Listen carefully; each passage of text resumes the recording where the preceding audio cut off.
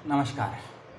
सूचना BHU interview की या कहें उससे पहले होने वाले टेस्ट बी की आपसे करने वाले हैं इस लंबे चौड़े वीडियो में। लेकिन उससे पहले एक ज़रूरी अलर्ट या ज़रूरी सूचना। एक सब्सक्राइबर ने एक मेल किया हमको। कई मेल आते हैं, कई मेल में से कुछ इग्नोर किए जाते हैं, कुछ को आपके लिए बचा कर रखा जाता है ताकि आपको गलती से कोई गलत इन्फॉर्मेशन ना प्राप्त हो सके।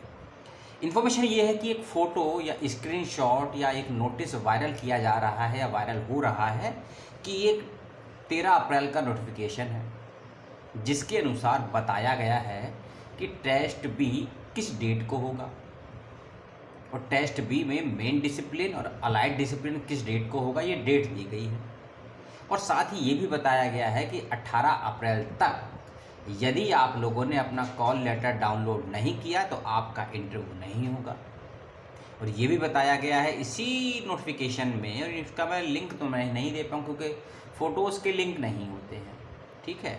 हाँ, अगर ये नोटिस होता वेबसाइट पर, जो मुझे तो मिला नहीं खोजने पर, प्रोस्पेक्टर में भी नहीं मिला। जो शिक्षक लोग वहाँ कार्यरत हैं, कईयों को मेल किया और कईयों से पूछा भी तो कह रहे हैं कि हमको जानकारी नहीं है इस विषय में। तो यानी कि बीएचयू प्रशासन को इसके बारे में जानकारी नहीं है। लेकिन इस नोटिफिकेशन के ऊपर रजिस्ट्रार का लोगो है, यानी कि रजिस्ट्रार के ऑफिस से रिलीज़ किया गया है और बीएचयू का लोगो भी है, बनारस हिंदू यूनिवर्सिटी भी लिखा हुआ है और एक साइन भी है जॉइंट रजिस्ट्रार का 13 अप्रैल 2022 का। तो खबर सही है या गलत है, इसकी पूर्ण प्रामाणिकता की जिम्मेदारी मैं नहीं ले सकता हूँ, लेकिन विश्वास करने में मुझे डाउट है। तो ये था मेरा डाउट जो मैंने आपको बताया। अब आते हैं दूसरे पार्ट पे। कॉल लेटर आप लोग डाउनलोड कर चुके होंगे और जैसा कि लास्ट वीडियो में बताया था कि कुछ डिपार्टमेंट का आया नहीं होगा और कुछ डिपार्टमेंट में हो सकता है कुछ बच्चों का आया होगा, कुछ का नहीं आया होगा, ठीक है। अब इस कॉल लेटर की भी जानकारी हमको आप में से ही एक सब्सक्राइबर के माध्यम से प्राप्त हुई। उनको भी हमारी तरफ से बहुत बहुत धन्यवाद और बहुत बहुत शुक्रिया। नोटिफिकेशन या कहें कॉल लेटर जिसके अंदर बताई गई है आपको डेट कि आपका टेस्ट बी कब होगा, और टेस्ट बी को पास करने के बाद या टेस्ट बी को अटेंड करने के बाद ही आप इंटरव्यू तक पहुंचेंगे, ये आप अच्छे से जानते हैं। लेकिन समस्या खड़ी हो रही है ये कि जो लोग पहली बार बीएचयू के इंटरव्यू में पहुंचेंगे या बीएचयू का फॉर्म भरा है और सिलेक्ट हुए हैं टेस्ट बी के लिए, उनको मालूम है कि नहीं टेस्ट बी होता क्या है। उसको पहले समझ लेते हैं, आप लोग समझिए उसको।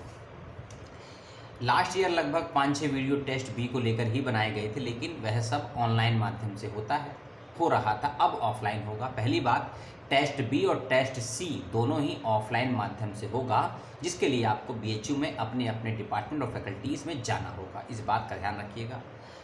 अब आप वहाँ जाएंगे, आप 1 दिन 2 दिन 3 दिन जितने भी दिन वहाँ रुकना चाहें रुकिए। आने की, जाने की, खाने की, ठहरने की व्यवस्था स्वयं करनी है आपको।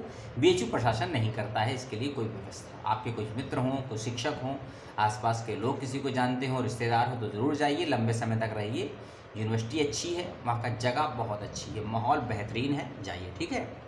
बकवास हो गई। अब टेस्ट बी पर आते हैं। देखिए, टेस्ट बी में प्रॉपरली क्या होता है, एक 15 मिनट या 30 मिनट या आधे घंटा या पौने घंटे टेस्ट होगा आपके समक्ष, और लिखना बहुत 4-5 चीज़ें हैं आपको। एक, आपको अपने सिनॉप्सिस का सार या अपने सिनॉप्सिस को एक एब्स्ट्रैक्ट के रूप में आपको लिखना है ऑन द स्पॉट। लिखकर नहीं लेके जाना है घर से, ना ही टाइप करके लेके जाना है। वहाँ आपको ऑन द स्पॉट 30 मिनट या 15 मिनट या पौने घंटे का, यानी कि 45 मिनट का समय मिलेगा। आप किसी भी डिपार्टमेंट से हो। और ये टेस्ट भी मालूम है किसको देना है, जिन्होंने एंट्रेंस क्वालिफाई किया है और जो एग्जाम्प्टेड कैटेगरी के आधार पर चुने गए हैं, सभी को टेस्ट भी देना होगा। और जो बच्चे टेस्ट बी नहीं देंगे या टेस्ट बी को छोड़ देंगे या टेस्ट बी में अब्सेंट पाए जाएंगे, उनको टेस्ट सी यानी कि इंटरव्यू के लिए क्वालिफाई नहीं किया जाएगा। तो टेस्ट बी की सीरियसनेस को समझिएगा, और जितना मेहनत एंट्रेंस में की थी उससे डबल मेहनत आपको टेस्ट बी में करनी होगी। इस बात का ख्याल रखिएगा। ऐसा नहीं होगा कि आप नेट क्वालिफाई हैं, जेआरएफ क्वालिफाई हैं, एंट्रेंस में आपने 300 में से 150 180 नंबर लिया, हो जाएगा एडमिशन ना। बीएचयू में टेस्ट ए, टेस्ट बी और टेस्ट सी को मिलाकर जितने बच्चे ने टॉप किया होगा उनको मिलेगा एडमिशन। इस बात का ख्याल ख्याल से रख लीजिएगा। तो दिमाग में यदि दिमाग है तो उसके आधार पर अब बातों को सुन लीजिए कि टेस्ट बी में लिखना क्या होता है। और ये मैं पूर्व के अनुभव से और लोगों ने जो अपने अनुभव बताए हैं उनके आधार पर कह रहा हूँ। एग्जैक्ट यही होगा, इसकी मैं प्रमाणिकता की जांच या जानकारी या जिम्मेदारी नहीं ले सकता। 4 मोटी मोटी चीज़ें। सबसे पहले अपना एक विषय आपने तय कर लिया होगा, उस विषय को टाइटल के रूप में या हेडिंग के रूप में, टॉपिक के रूप में लिख दीजिएगा। ठीक है, 1 से 2 लाइन का। हिंदी में लिखना हो हिंदी में, इंग्लिश में लिखना हो इंग्लिश में, जो आपके सब्जेक्ट की डिमांड उसके अनुसार लिखिएगा। उसके बाद लिखिएगा कि आप जिस विषय पर काम करना चाहते हैं या करना चाहती हैं उसके उद्देश्य क्या होंगे। 3, 4, 5, 6, 10 जो लिखना है लिखिएगा, लेकिन डिटेल में मत लिखिएगा। केवल पॉइंट टू पॉइंट आपको अपनी बातों को लिखना है। मान लीजिए आपके 5 उद्देश्य हैं, 5 लाइनों में लिख दिया। उसके बाद लिखने हैं आपको अपने शोध के प्रश्न क्या है, रिसर्च क्वेश्चंस क्या हैं आपके। वह भी आपके 5, 7, 10, 3, 2 जितने भी आपको ठीक लगे उतने लिख दीजिएगा। पॉइंट्स में, डिटेल में नहीं लिखना है। ठीक है, 2 पॉइंट हो गए, रिसर्च क्वेश्चन और रिसर्च के ऑब्जेक्टिव। इसके बाद आपको लिखनी है अपनी मैथोलॉजी। रिसर्च की मैथोलॉजी क्या है, किस तरीके से, किस दृष्टिकोण से, किस विधि के अंतर्गत आप अपने शोध कार्य को करेंगे वो आपको लिखना है। और अच्छे से जानते हैं किस प्रकार की विधियां होती हैं और किस प्रकार की प्रविधियां होती हैं और उनको अप्लाई करने के लिए क्या क्या पॉइंट ऑफ व्यू यानी कि दृष्टिकोण होते हैं। आप सभी ज्ञानी हैं, मानव वाले देश में जन्म हुआ है, तो आप अच्छे से लिख लेंगे तीसरे पॉइंट को। एक और पॉइंट लिखना है आपको, बिब्लियोग्राफी। जिस विषय पर आप काम करने चाहते हैं या चाहती हैं, उसके लिए बहुत से किताबों का, रेफरेंसेस बुक का आपको ज़रूरत होगी। सभी का नाम लिखना तो संभव होगा नहीं आधे घंटे में, और 2 पेज में लिखना है आपको। 1 से 1.5 पेज में 500 वर्ड से लिखना नहीं होगा, तो 5, 6, 7 किताबें लिख दीजिएगा और मोटा मोटा आप उनको याद भी रखिएगा, उनके नाम को, राइटर के नाम को, पब्लिशर के नाम को। ठीक है, 4 पॉइंट हो गए। मैथोलॉजी, उद्देश्य, प्रश्न और प्रविधि हो गई, और बिब्लियोग्राफी भी हो गई। विषय आप लिख ही देंगे। इसके अलावा यदि आपके पास समय बचता है और आपको लगता है कि अभी 500 शब्द या 300 शब्द नहीं हुए हैं, तो लिखना हो तो आपके टॉपिक का रेलेवेंस लिख दीजिएगा कि आपके टॉपिक के विषय की क्या प्रासंगिकता है। ठीक है, इसको इन शॉर्ट में या कम शब्दों में बोलते हैं मिनी सिनॉप्सिस या फिर SOP, statement of the purpose. ये आपको लिखना है टेस्ट बी में। मैंने पहले ही बताया कि सभी को लिखना होगा। हिंदी में लिखना है, इंग्लिश में लिखना है, आपको ऑन द स्पॉट बता दिया जाएगा। इस बात का ध्यान रखिएगा।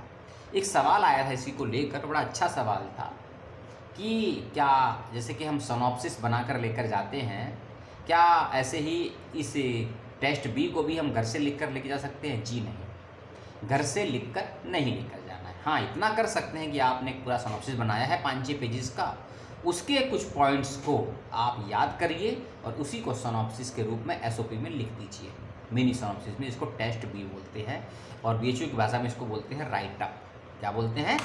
राइट अप बोलते हैं। ठीक है ना, उसको आपको लिखना है और लिखकर वहाँ पे जमा कर देना है। टेस्ट बी आपको करना है। ठीक है, ऑफलाइन होगा और जिस डिपार्टमेंट में होगा, जहाँ आपका इंटरव्यू होगा, उसी डिपार्टमेंट में रखा गया है। ठीक है, और इसकी डेट अलग अलग हो सकती है, ध्यान रखिएगा। जैसे कि मान लीजिए आप मैथ्स के हैं तो आपका टेस्ट भी एक दिन होगा, लेकिन अगर आप अलाइड सब्जेक्ट के, मैथमेटिक्स आपका मेन डिसिप्लिन नहीं है, अलाइड सब्जेक्ट में आता है, तो आपका अगले दिन होगा ये डिसिप्लिन। ठीक है, ये टेस्ट भी, इसका ध्यान रखिएगा।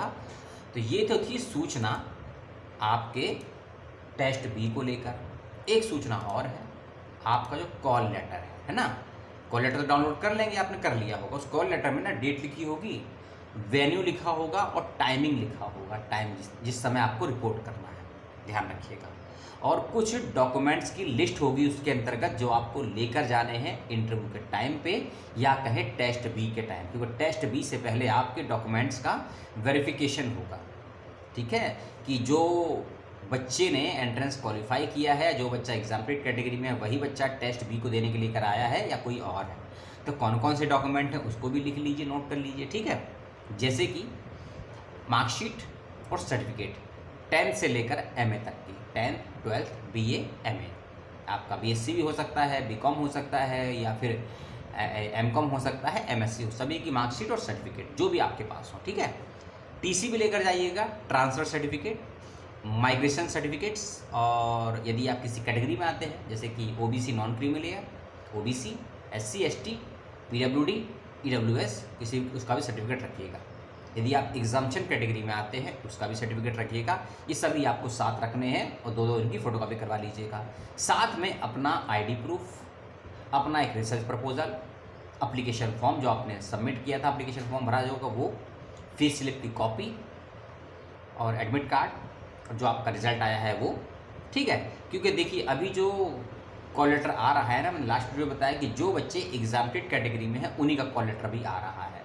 हो सकता है वीडियो जब मैं ये अपलोड करूँगा 20 तारीख की सुबह में या 12 बजे के आस, हो सकता है तब रेट वाले बच्चों का रिजल्ट भी आ जाए या कॉल लेटर आ जाए, तो उसकी बाद में बात करेंगे। लेकिन अभी जो सूचना आई है वो आपको दे दी, इंपॉर्टेंट डॉक्यूमेंट्स आपको बता दिए, कॉल लेटर का महत्व बता दिया, SOP या फिर टेस्ट बी में क्या लिखना है, कैसे लिखना है वो बता दिया। कोई बात आपके दिमाग से निकल गई हो, क्योंकि पहली बार लिखते हैं जब सिनॉप्सिस, या पहली बार हम किसी भी काम को करते हैं समस्याएं आ जाती हैं। तो जब समस्याएं आती हैं ना तो उसके लिए सवाल कर लेना चाहिए, और सवाल उससे कर लेना चाहिए जिस पर आपको थोड़ा बहुत विश्वास हो, तो जिसको आपको लगता हो कि सामने वाला हमें इसका समाधान दे सकता है। सवाल कर लीजिएगा, ठीक है। सवाल करने के पैसे नहीं लगते हैं, लाइक डिसलाइक के पैसे लगते ज़रूर हैं। वो आपके नहीं लगेंगे ना मेरे लगेंगे, यूट्यूब के लगते हैं। तो आपको जो करना है वो करिए, वीडियो को लाइक डिसलाइक जो करना है करिए, शेयर करना हो शेयर करिए, सब्सक्राइब करना हो सब्सक्राइब करिए, जो करना है करिए। लेकिन अगले वीडियो का वेट कर लीजिएगा। अब अगला वीडियो किसका होगा ये तो हमें भी नहीं पता है, सस्पेंस छोड़ देते हैं। और एक और बात, जो कॉल लेटर है ना आपका 3 पेज का है या 2 पेज का होगा, पूरा प्रिंट आउट निकाल लीजिए, कंजूसी मत कीजिएगा पेज में, ठीक है। क्योंकि जो रूल्स एंड रेगुलेशन हैं, किसी भी एक रूल्स को आपने मिस कर दिया तो हो सकता है टेस्ट बी के लिए तो पहुँचे BHU में, और जैसे ही डॉक्यूमेंट आपके वेरीफाई हों और कोई कमी निकल गई डॉक्यूमेंट्स में, तो आपको वहीं से वापस लौटना होगा अपने घर पे, मायूसी के साथ, निराशा के साथ, और अपने आप को दोषी ठहराते हुए, गिल्ट फील करवाते हुए पता नहीं किस दशा में आप चला जाएंगे, अवसाद की, डिप्रेशन की, इसका तो आपको भी अंदाजा नहीं है। क्योंकि लास्ट ईयर मेरे सब्सक्राइबर लगभग 37 से 40 बच्चे ऐसे थे जो टेस्ट बी देने तो गए थे, दे नहीं पाए थे। कभी कोई डॉक्यूमेंट मिस हो गया, कभी कोई डॉक्यूमेंट मिस हो गया। कई बच्चे तो ऐसे थे आईडी प्रूफ लेकर नहीं गए, इसलिए आईडी प्रूफ लेकर ज़रूर जाइएगा, ठीक है। ज़्यादा बातों को रिपीट नहीं करेंगे, आप बहुत समझदार हैं। लेकिन जो फर्स्ट टाइमर हैं उनके लिए मैंने इतना डिटेल में वीडियो बनाता हूँ, क्योंकि बहुत से बच्चे हैं जो फर्स्ट टाइम अप्लाई करते हैं, बहुत से बच्चे जो पहले दे चुके होते हैं। तो जो भी आपके मन में डाउट शंका सवाल हो पूछ लीजिएगा। और उन सभी का बहुत बहुत धन्यवाद जो सूचनाओं को शेयर करते हैं, चाहे फेसबुक के माध्यम से, चाहे ईमेल के माध्यम से, या क्योंकि देखिए सिद्धार्थ विश्वविद्यालय का रिजल्ट मुझे कमेंट बॉक्स में मालूम चला। तो ऐसे सूचनाओं को शेयर कीजिए ताकि उन सूचनाओं का लाभ अन्य विद्यार्थी भी ले सके, शोधार्थी ले सके, पेरेंट्स ले सके। और मैं तो ये भी कहूँगा आपसे कि आप भी अपने अपने यूट्यूब चैनल बनाइए, बहुत अभाव है सूचनाओं का इस समय, ठीक है ना। चलिए, शुभकामनाएं सभी को टेस्ट बी के लिए। और कोई समस्या हो कमेंट करके बताइएगा, मेल करिएगा, फेसबुक करिएगा, और मिलते हैं आपसे बहुत जल्द पुनः। तब तक के लिए जय हिंद। ध्यान से जाइएगा क्योंकि आप BHU में जा रहे हैं, और BHU यूपी में है। यूपी के माहौल दुनिया से छुपे नहीं हैं, तो आपसे या मुझसे क्या छिपे होंगे जनाब। जय हिंद।